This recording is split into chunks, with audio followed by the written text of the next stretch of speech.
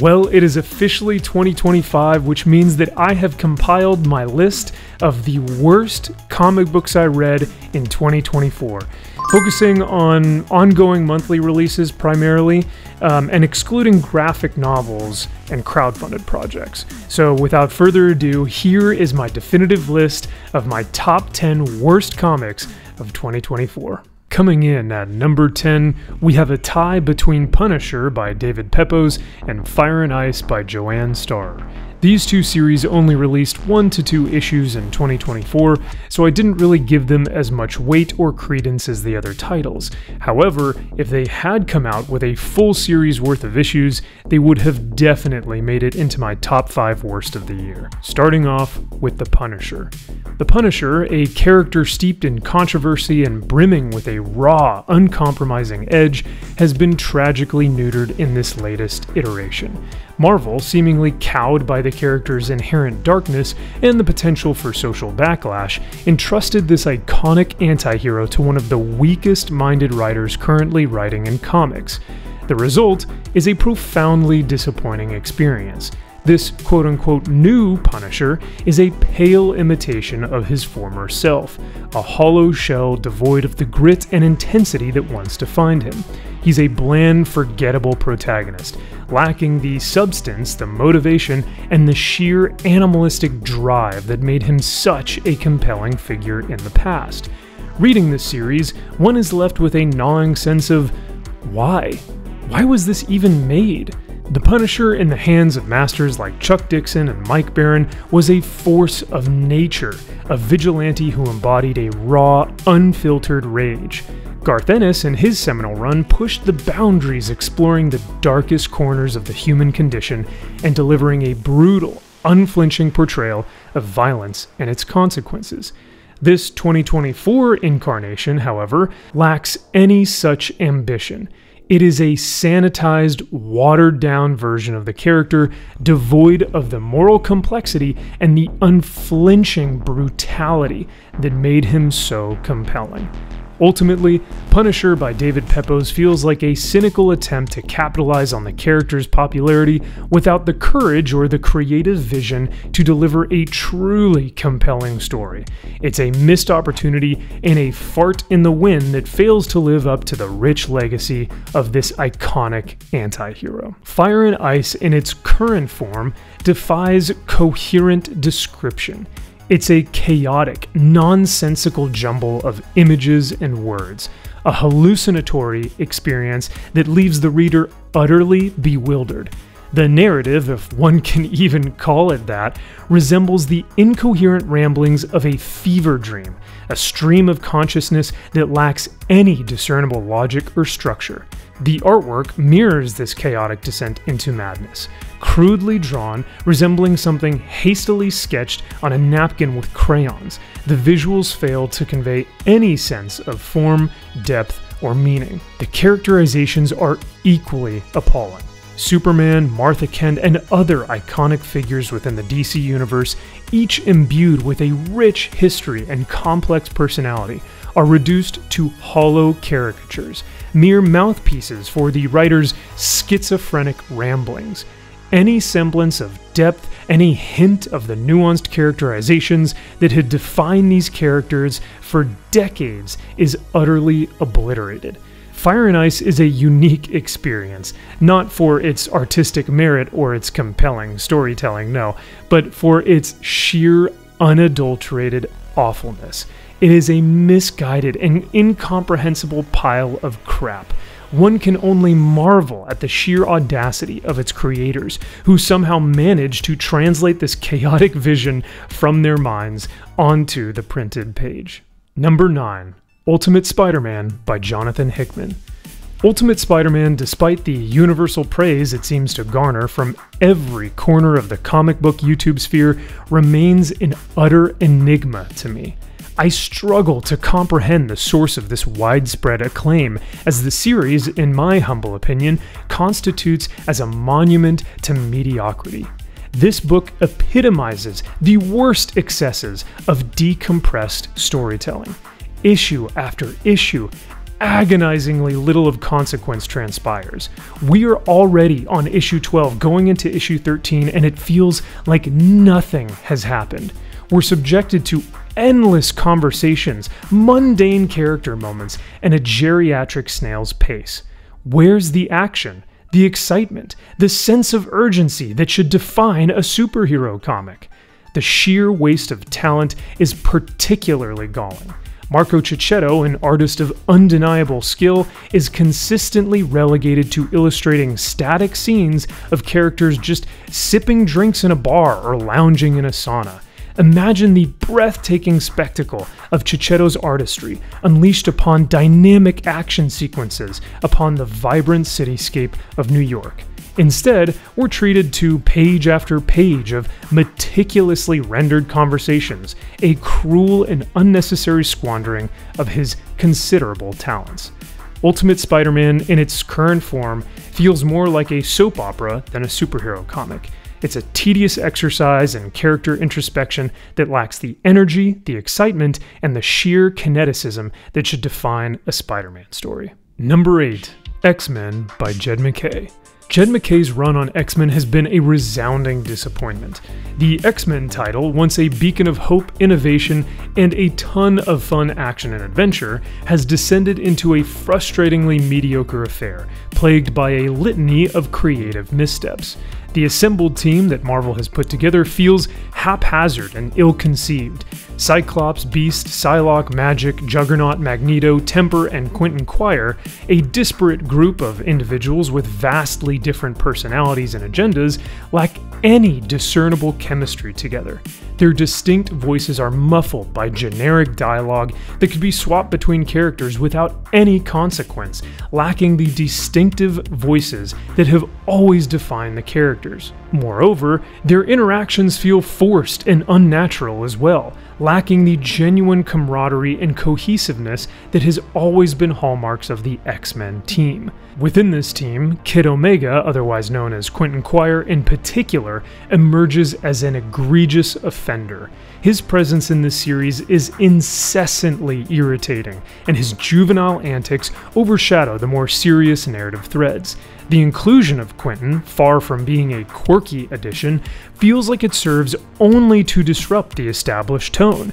His presence, rather than injecting a dose of youthful energy and comic relief, feels jarring and incongruous, further exacerbating the series' identity crisis. Ryan Stegman's art, typically a highlight of any project, unfortunately feels noticeably off-kilter throughout this run.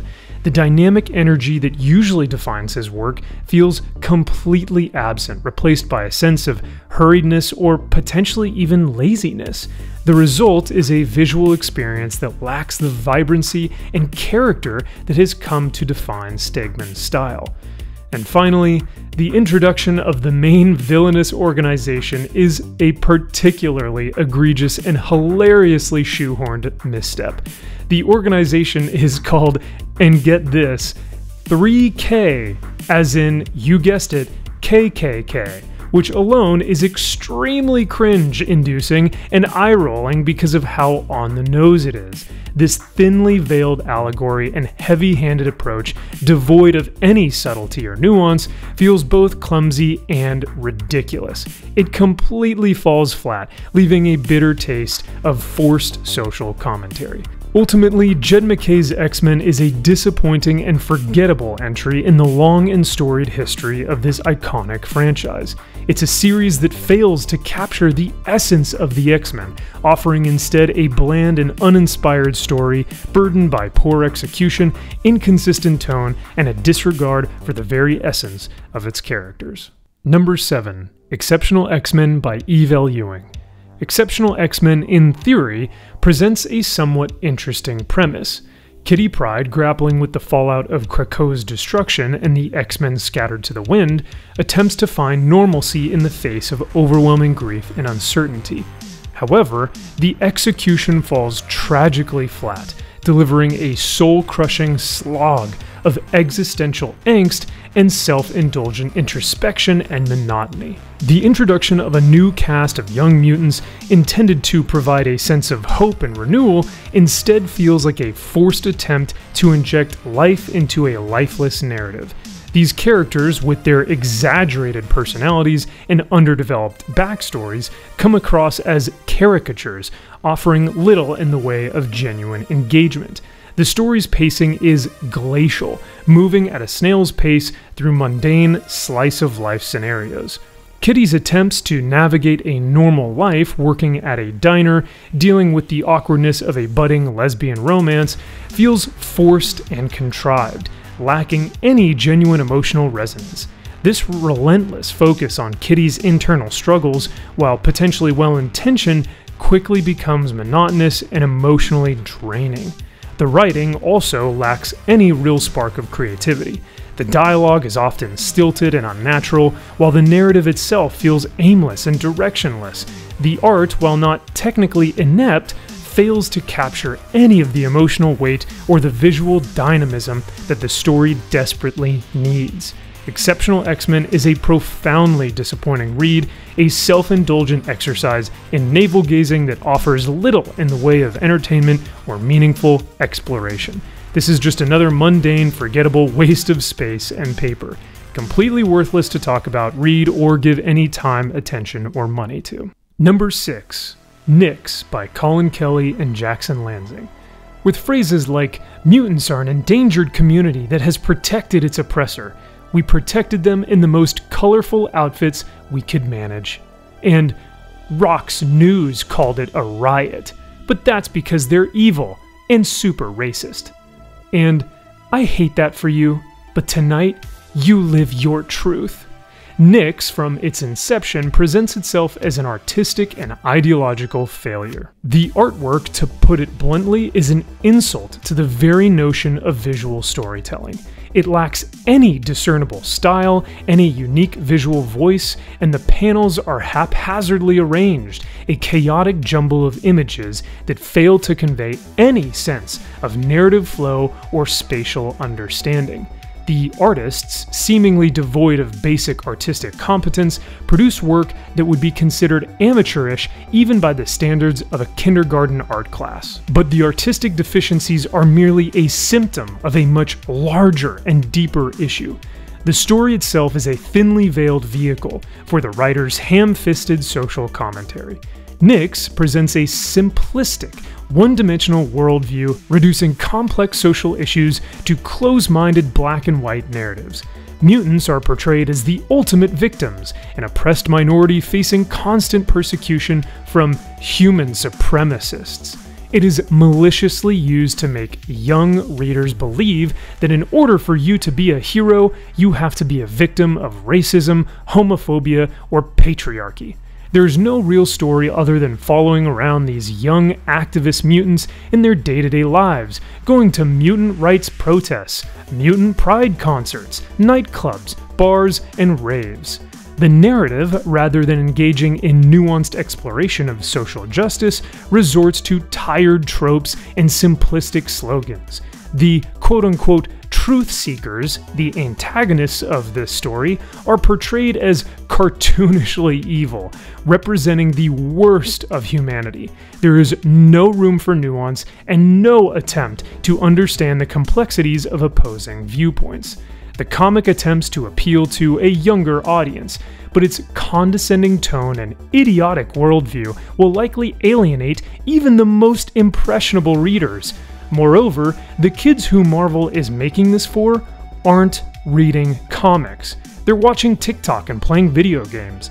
This isn't a story that resonates with the complexities of the modern world, it's a simplistic, preachy diatribe that seeks to indoctrinate and propagandize rather than entertain. Nyx is a dangerous comic, one that seeks to indoctrinate young readers with a toxic ideology and uses deplorable characters to serve as heroes, even though they are constantly doing illegal actions. For example, like bringing underage teens into bars to manipulate them into their cause. It presents a distorted worldview where victimhood is glorified and holding opinions that go against the approved narrative is demonized. it encourages a culture of self-pity and resentment, where the pursuit of social justice is reduced to a series of performative acts and rebellion. Ultimately, Nyx is an artistic and ideological abomination. Number 5. Uncanny X-Men by Gail Simone. The original Giant-Size X-Men, a landmark issue that introduced a diverse roster of iconic heroes like Storm, Nightcrawler, Colossus, and Thunderbird, remains a beacon of creative brilliance. It was a testament to the power of imagination, a bold experiment that redefined the superhero landscape. Sadly, Uncanny X-Men 2024, despite bearing the weight of that illustrious legacy, falls far short of its predecessors, as it introduces to us Horse Girl, Emo Kid, Black Guy, and Stuttering Chick. This series, masquerading as a team book, primarily serves as a vehicle for Gail Simone to write about Rogue. While Rogue is a compelling character, the narrative focus on her overshadows the ensemble dynamic, leaving the other X-Men relegated to supporting roles in their own comic book. The title, Uncanny X-Men, feels like a misnomer and a hollow echo of the team's former glory. The introduction of a new generation of X-Men proves to be a significant misstep as well. These young characters, far from being the vibrant, inspiring additions they should be, are insufferable, vapid brats. Their dialogue, intended to sound hip and relatable, comes across as forced and artificial, a cringeworthy attempt to capture the voice of Gen Z by a writer completely out of touch with youth culture. These characters lack any semblance of emotional depth, and their personalities amount to little more than a collection of annoying quirks and tropes. The creative choices made in this series are often baffling. Mainly, Rogue's self-diagnosis of Wolverine with PTSD feels like a jarring intrusion of contemporary sensibilities into the established character dynamics just for Gail Simone to sound profound or add shock value. Uncanny X-Men 2024 reads like a desperate attempt to recapture the magic of the past, a misguided effort that ultimately undermines the legacy of this iconic franchise. It's a disjointed and unsatisfying experience, and is a pale imitation of the groundbreaking stories that once defined the X-Men. Number 4. Wonder Woman by Tom King.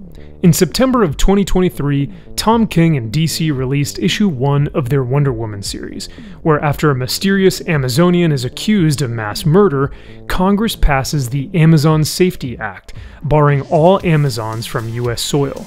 To carry out their plans, the government starts a task force to remove those who don't comply by any means necessary.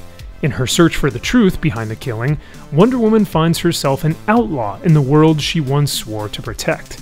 This intriguing setup, however, is quickly abandoned, left to languish in the background as the narrative veers off in a series of aimless tangents. Since then, and multiple issues later, Tom King seems to have completely forgotten that storyline and given up trying to return to it.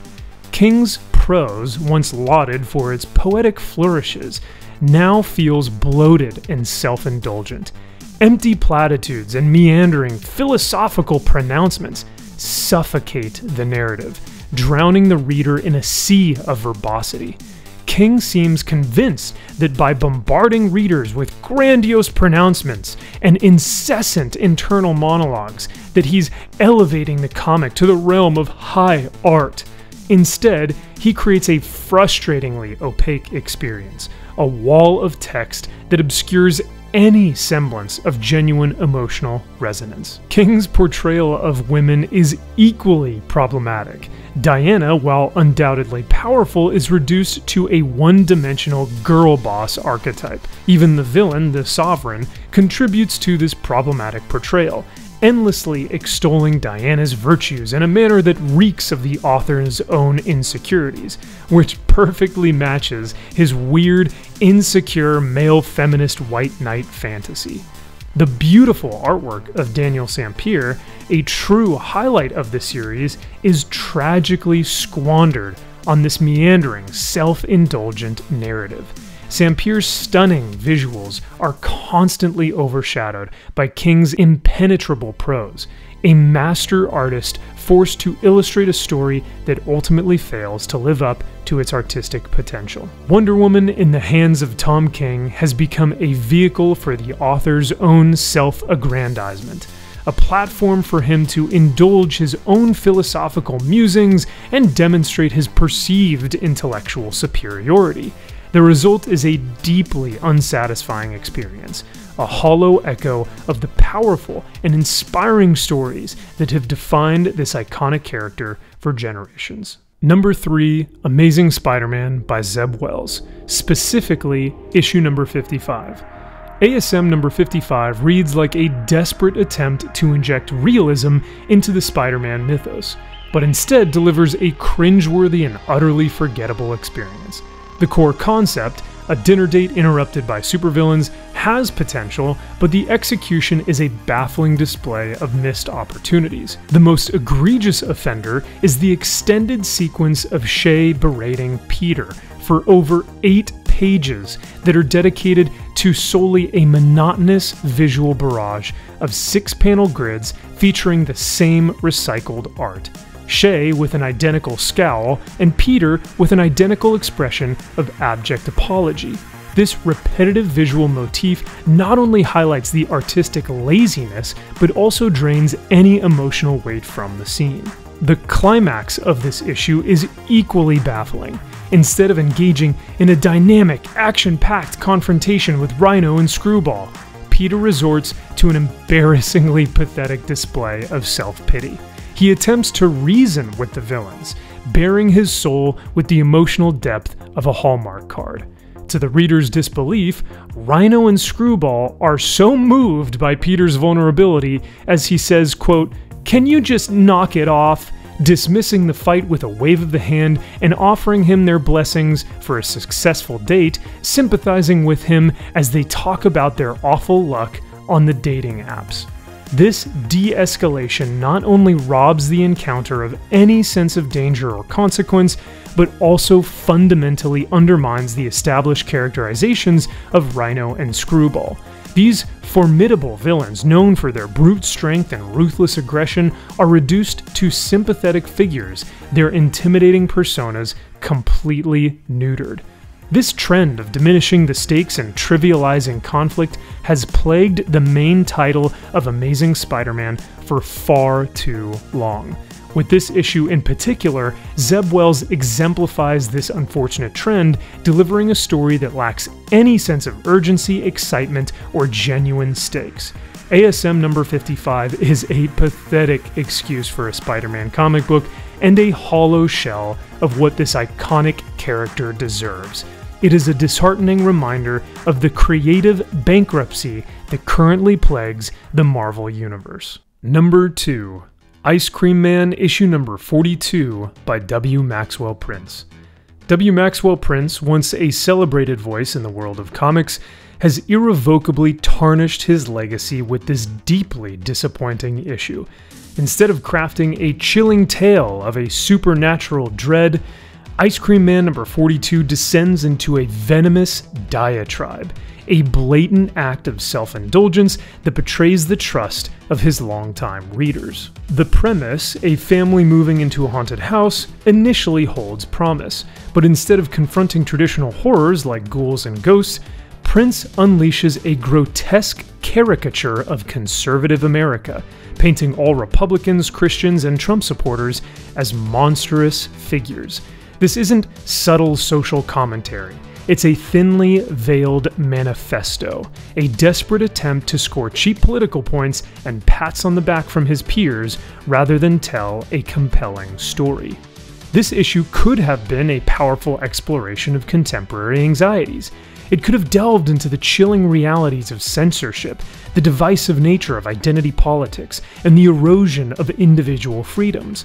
Instead, Prince resorts to tired tropes, regurgitating familiar talking points about school shootings, climate change, and abortion. The potential for genuine horror, for a truly unsettling exploration of the dark underbelly of American society, is squandered.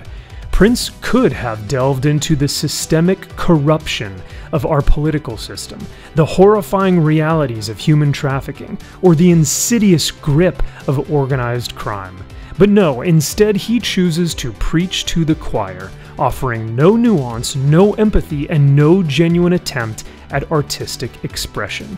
The inclusion of actual news articles and newspapers further undermines the narrative, transforming the comic into a crude propaganda piece.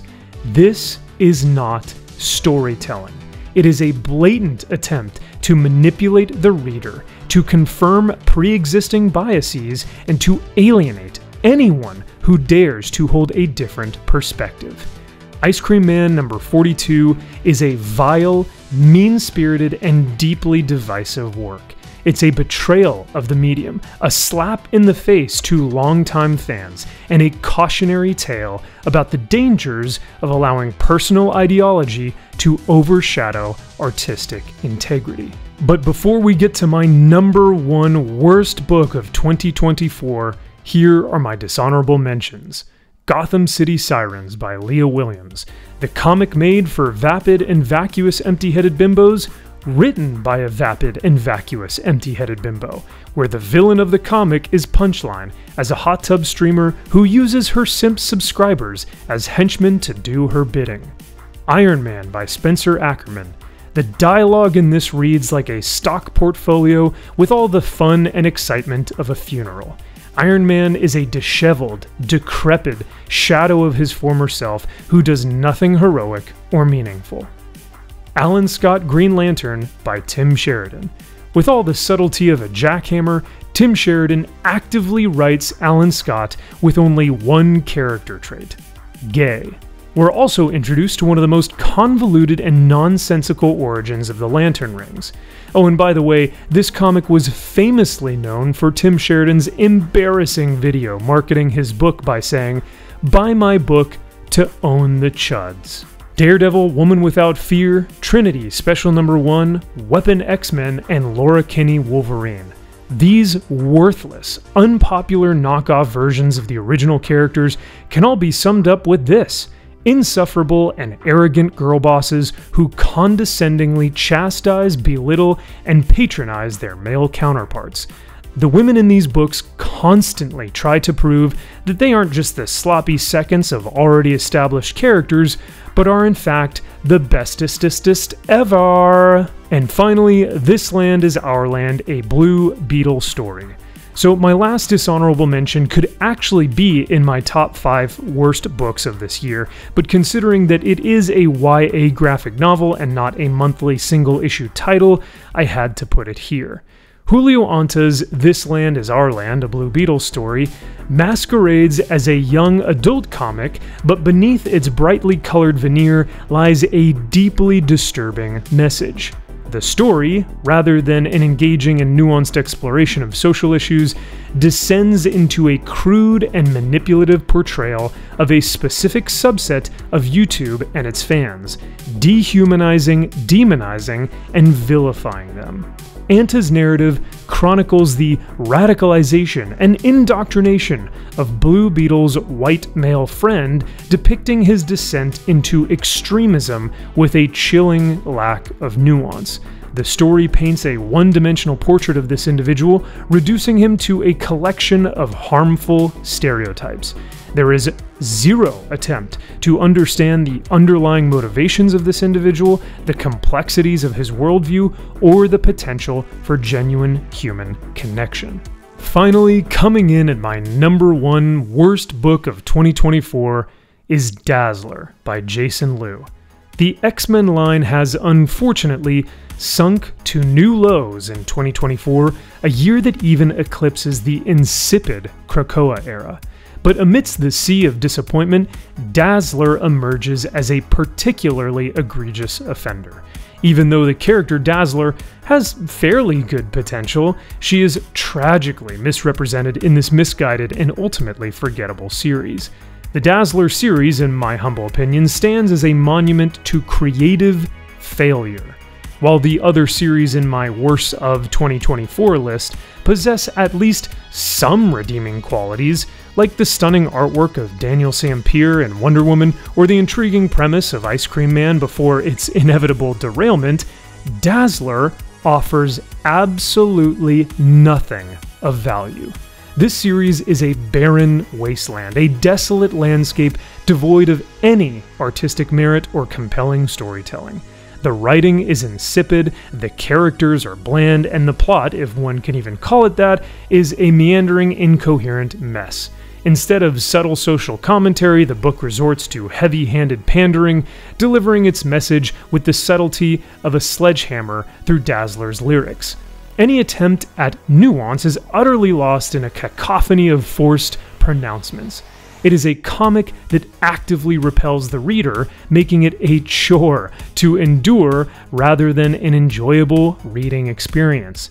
The only positive aspect of the Dazzler series is the unintentional humor it provides. The sheer ineptitude of the writing, the baffling plot twists, and the overall absurdity of the narrative often elicit unintended laughter.